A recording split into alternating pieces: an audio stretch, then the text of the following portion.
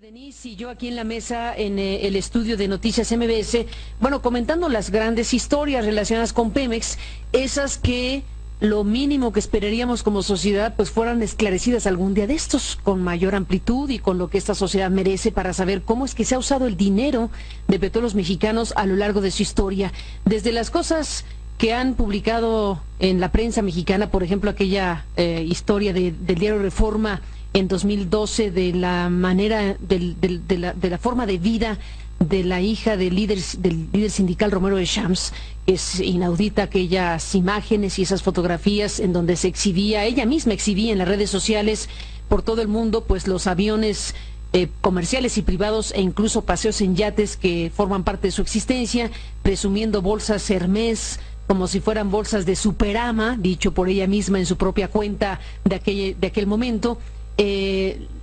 Sus viajes con los famosos perros Keiko, Bol y Morgancita, que eran bastante ofensivos, tratándose de una manera de vivir pues relacionada con la familia del líder sindical Romero de Champs, que a su vez también hay muestras periodísticas muy claras a lo largo de la historia, pues se sabe que tiene, por ejemplo, ese departamento en Boulevard Cuculcán, una de las zonas más caras en Cancún, o el yate famosísimo del Indomable, que tiene en su poder de más de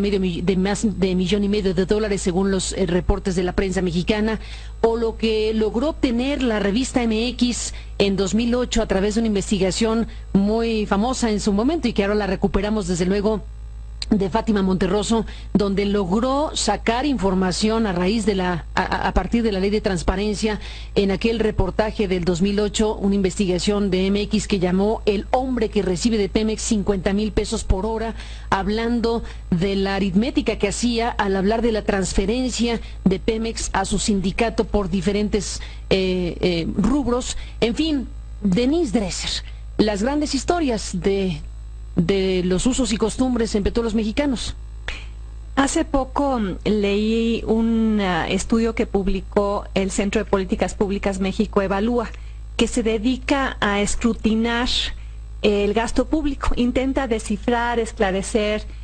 transparentar lo que deberíamos saber y no sabemos: cómo y en qué gasta el gobierno, a dónde va el dinero de los ciudadanos que pagan impuestos pero no reciben beneficios, excepto claramente la hija de Carlos Romero de Champs, a dónde se destinan los recursos que el petróleo provee. Esas siguen siendo preguntas sin respuesta, Carmen, sin contestación, sin atención siquiera, preguntas que no se van a resolver tan solo con cambiar el contrato colectivo en Pemex para elevar la edad de jubilación, una medida necesaria pero insuficiente. El reporte de México Evalúa dice que en los últimos 8 años el promedio anual del gasto ejercido superó lo aprobado por el Congreso en 8.3%, o sea, 262,000 millones de pesos. Y se canalizó a rubros opacos, como el ramo 33, o el ramo 23, o el ramo 19, que son